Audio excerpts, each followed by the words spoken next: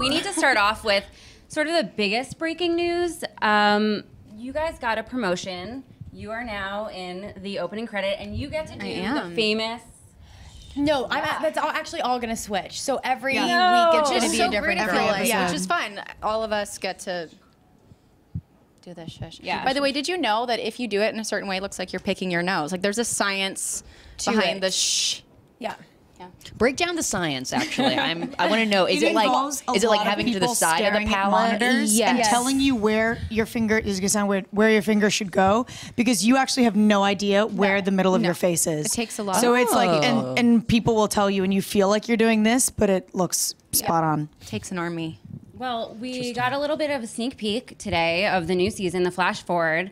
I have to say, I get so many questions on a daily basis about when is Emerson going to happen. You girls are both.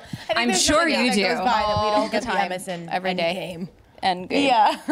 But it's fun. I mean, so Emily's in California. We know Paige is also in California. We do. Very smart. So, you do know a lot about the show. It's crazy. I know. Sorry, I can't lie. So each of you guys give us a little sort of tease update on where we can expect your characters flash forwarding when we return. Cali girl. All right. So Emily does go to Pepperdine in California. I said Pepperdine before. Okay, Pepperdine. It's okay. Yeah, I know. All the girls kind of go off on their own, but she goes over there. And yes, Paige has been over in California. And I think in that little clip that we did see, Emily looked like she was bartending. Kind of funny. I mean, that's what I did in my real life before the show, too. Maybe Marlene got a couple ideas. But yeah, I think out of all the girls, she has probably the hardest time during those 5 years. We'll find out why later. Okay. What about you, Sasha? Yeah, I mean, Allison becomes a teacher, which is not where I thought she would be. And it's ironic because she's teaching English where Ezra used to teach, the classroom. I didn't think that she was going to be there. I thought she would have been out of Rosewood. But the more I thought about it, it does make sense. She never really had the high school experience.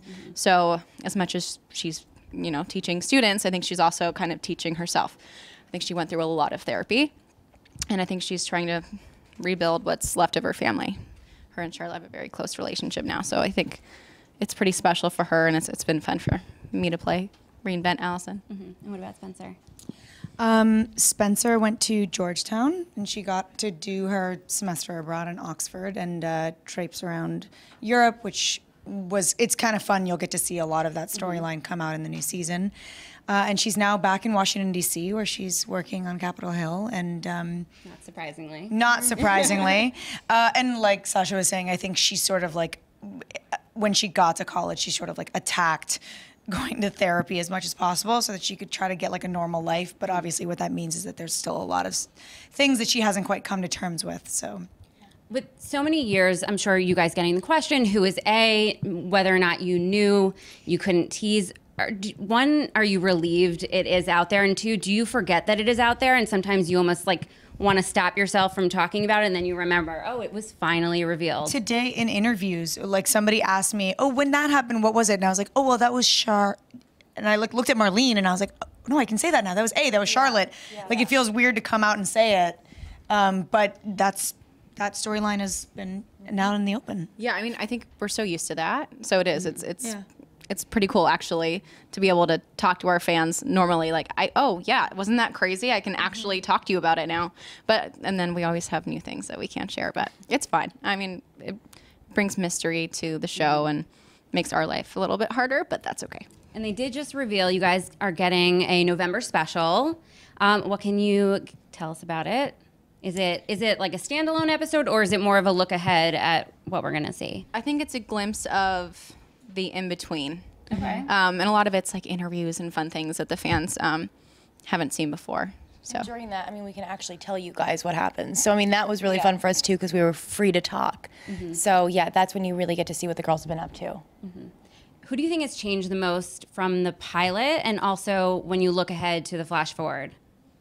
I think definitely Allison. Yeah, Allison. Well, actually, and Emily, too. Yeah. She went through a lot of, coming out and identifying with herself. But Allison has transformed into a totally different person. So, In retro, yeah, in the whole spectrum, I think probably Allison. Also, she came back from the dead, so that's like a big change. Big transformation. Yeah, I did get buried alive, and Yeah, there that's was a lot pretty of cool that. for her. So before we finish, I have a little bit of a quiz. Actually, at the end of the last finale, Marlene answered definitively some burning questions.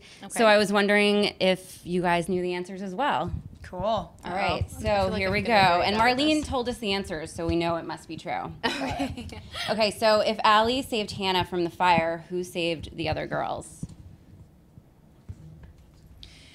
If Allie saved Hannah from the fire, that wasn't. No, Shauna set the fire.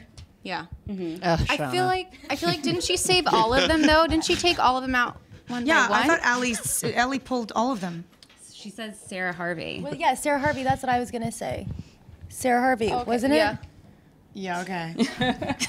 Sure. Who is responsible for killing Garrett and putting Arya in a box with his dead body? Charlotte. I would guess that would be Charlotte. Wilden. Yes. Oh. You're guessing. You got Yeah, I mean, 2 out of 2. okay, good. You know your stuff. Who kidnapped Emily, put her in a coffin, and chained her to a sawmill conveyor belt? That was Charlotte. That was Charlotte. That was Charlotte. Yeah, It was. Charlotte. Yes. All right, just a few more. I'm on this show. I know. This is a good one. Who put snakes in Spencer's dressing room? Guys, that was Charlotte. Yeah. Charlotte. Sure. Now that I know the Charlotte answer. did a lot of stuff. She did. She I mean, was that's dead at why. that time, so Yeah. it's fine. Well, I'm going back and forth between Mona and Charlotte. I'm like, whoa. Where was I know, that? yeah. What time was that? Yeah, prior to season 2. And finally, who murdered Mrs. De Laurentiis? We don't know. Yeah, that was a trick question. Yes, as Marlene said, this is still a mystery. That's the one thing we didn't solve when we got all the other answers. Yeah, that's true. Wouldn't it be awesome though if I was just like Jacob, I'd be like, finally, like, I what? got it. I got something exclusive. Jeremiah, Awesome. Are you just naming like Bible characters? Eli? Can we just ask, as like sort of like outsiders of the Pretty Little Liars world, like what is it like for you guys to come to something like Comic-Con? You know, where you do these panels and you see like It's face to face surreal. these fans. It's really interesting. I've always seen photos of it, but like seeing how passionate these fans are for. I mean, at first I was like, wait, why are we going there? Like I didn't understand, to be honest. Right, I was like, yeah. well, we're not like. You know what I mean? These characters. Yeah. But there seems to be a lot of fans here that were excited when we were here. It's just so interesting walking around. I'm like, look, whoa. And I'm not familiar with this world, so it's really interesting to be able to walk around and see all these different characters. I really just want to put a mask on and I go through know. everything. Yeah. Because we can't really right now. You get mobbed. There's like a lot of security and all that stuff. I just want to like dress up.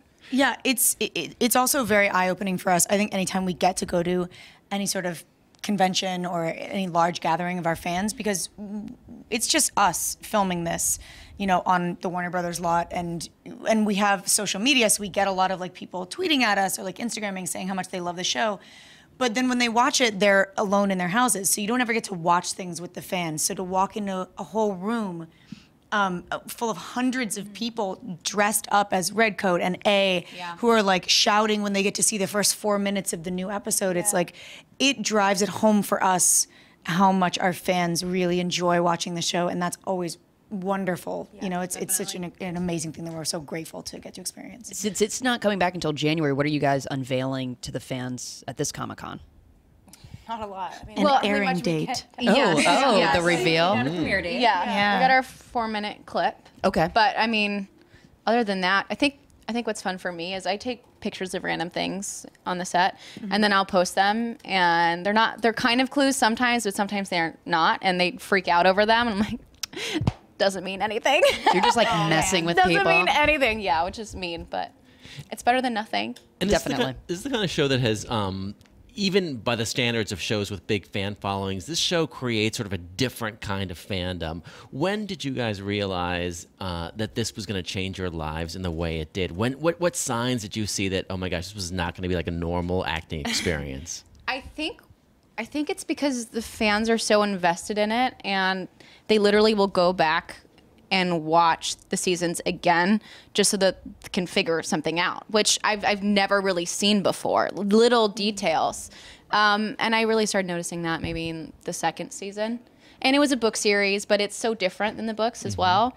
So I think that's really what it is. I've never seen fans so invested in little parts of a storyline before.